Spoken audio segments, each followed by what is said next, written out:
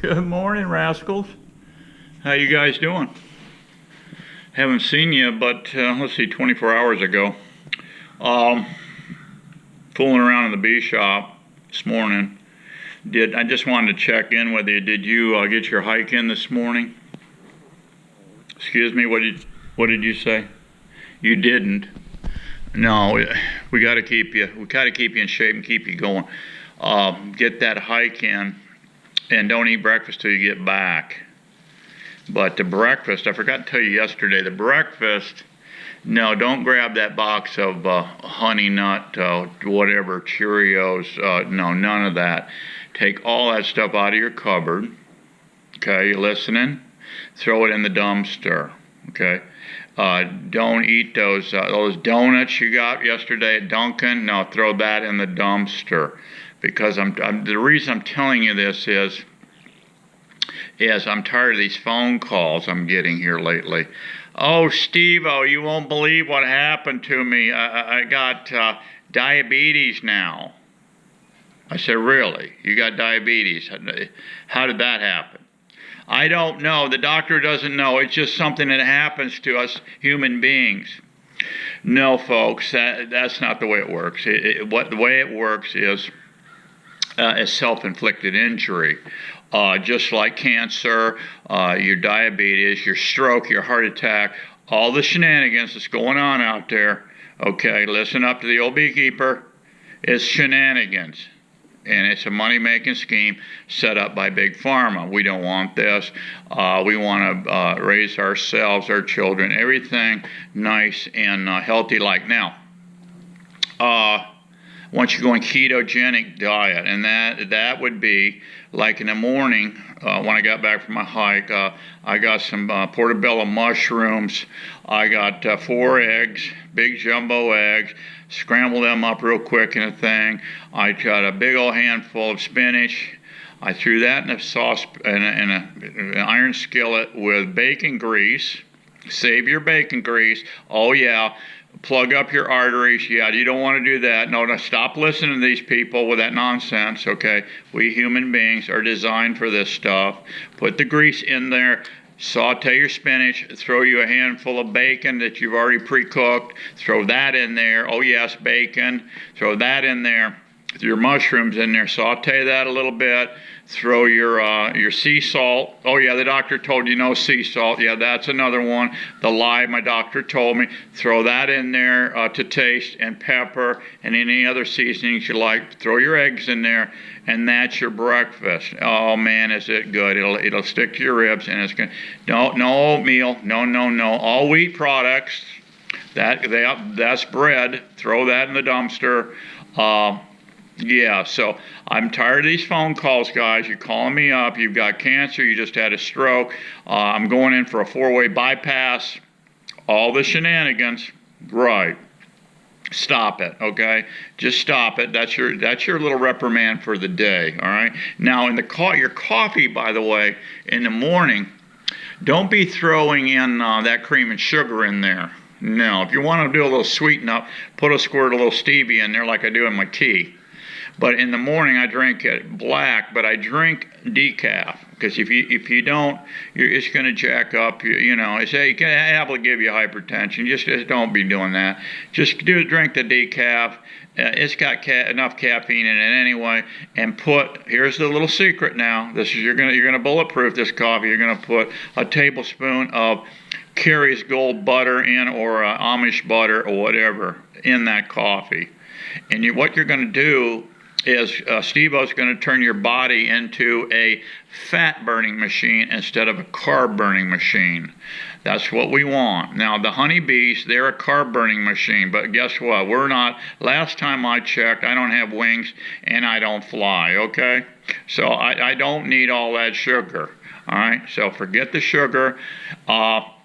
Right now, I'm trying to lose. I got another 10 pounds to go, and then I'll be a happy camper. I got a little crazy here back at the holidays and stuff, so there is no fruit. I'm eating no fruit whatsoever, okay? And you're thinking, man, you're going to be backed up. No, you're not.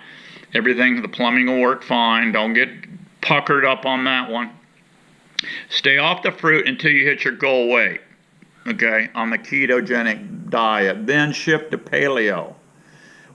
Paleo will incorporate a little more fruit, but not a lot. You don't need a lot of fruit in your diet. That's crazy. You don't need it. Okay, that's your little trick for the day. Now let's get on to the serious stuff. Beekeeping. What am I doing now? Oh my goodness, we got these little dots here.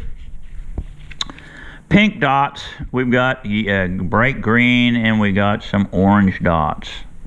All right, let's not confuse our queens when they come back. Now what I've done here, there's a little window here. This is going to get covered up. I ran short. I had this piece of scab screen. It's 1/8 inch, and that's all I got left out of that big roll. I've got to order more. I'm just stapling it on. Normally on my regular Nucs that I have, I nail a 3/4 by 1.5 inch around, and I glue it on and sandwich this screen in between. But I leave one end open for ventilation. See, so say I throw this on the back of a truck. I got one hole open for ventilation. You'll notice I've been plugging these holes, and I happen to do cut this out with a hole saw. So I've still got this plug here. Now, when I decide, I'm going to save these plugs. When I decide, I can just jobber this up with some tight bond and shove that in there and glue that back in. That'll plug that hole. The popsicle stick trick, and you're going, oh man, Steve, what are you doing with popsicle sticks? You're going crazy. You're raising queens on them. You're doing this. This was just something simple. I wanted a little landing here. And so there's like 4 I glued on there. Stripped. There's 4 of them, so you got a little miniature landing there. Is all that is. And what I'll do is, this won't last long at all. First rain will just warp this off of it. But I got a small paintbrush. I'm gonna jobber that up with some Valspar. I like the Valspar paint. That will seal that up. It'll be good. I'll put 2 light coats on there. That'll be good. These stickers here, when the queens come back, all my boxes are green, dark green, as you can see. I don't like the white boxes. For the simple reason, well, back in the day I was going in on what I would call non-permission spots, where you put a white looking beehive out there, it sticks out like a sore thumb. These things blend right into the wilderness. You can't even see my bees. People could drive right by. That's the reason. And I've been basically doing that for years, painting these things green. Habit, I guess. I'm back at the base camp with all this operation. I've been continuing on with the green. But yeah, you put different colors on, mix them up, and you put one hive when you're setting up your Nucs. Put one hive looking one direction, one the other. Put them on the pipe stands. I went out there this morning and looked at those 5 that I did, and on both stands, here come the bull ants. They were coming in. They smell that nectar because some is dripping, dripping. The bees, some will drip down. Here they come. And there was enough wind and dust blowing that it bridged, it dusted that tanglefoot. I got that tanglefoot stuff. You saw that on that video, Build a Better Beehive. Go out and look at that. You can see what that's all about. That has to be maintained, and I got a little lackadaisical, but I got plenty of tanglefoot. I grabbed a couple rubber gloves, went out there. Make sure you use rubber gloves with that stuff, guys. That stuff is nasty. But you can get it off your hands with baby oil. So stop at Walgreens, pick you up a bottle of Johnson & Johnson baby oil. That will come off with that nasty stuff. You get it on you, on your clothes, whatever. So do that. So I just thought I'd give you a quickie how you can take your supers, because I've got a lot of these out there, and all you got to do is bore a hole through it. Now I'm not going to put the runner wood here. This is temporary. I just have to be a little careful sliding it across the truck bed or whatever, so you don't lift it up so you get bee escaping. Because you do know that I plug these holes when I'm on site. I plug them for 3 days, and at the end of 3 days they forget what's going on. This is their new home. They're already building a queen cell in this thing. So, they're going to stay here. I see a lot of guys move them around the yard, but a lot of them fly back. I'm putting in a lot of sealed brood. Every bit of sealed brood that pops out of here, this is going to be the only home that they know. So, but the bees that are protecting stuff, a lot of them will go back to base camp. We don't want this. So I plug it up. After 3 days, they forget what's happening and they stay. So, yeah, that's pretty much it. I'm out here doing this. I've got to get on more of these. At the end of the season, say I'm hurting for supers. Say I'm shutting down queen operation. All I got to do is come in here with a screwdriver and a hammer and pop these out real quick. Nip off any stubs here. And this is now back to, I can shove a plug in here or leave it open, you know, and keep an eye on it in case you get robbing. You can shove a plug in it. But now you're more versatile with this operation. And you can do this with regular supers, regular Daydan supers, whatever. You can do this same thing. So you don't have to have the SD Beefy Beehive. The beauty of these is these things are free. I didn't pay a dime for these. The only thing I got in this is a little bit of paint, some screws, and some labor.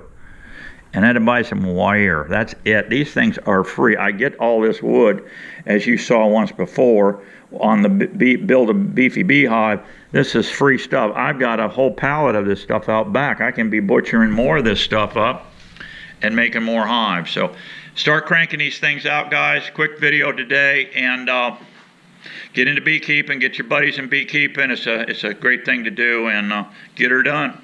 I'll catch you on the next one. Be happy. Bye-bye.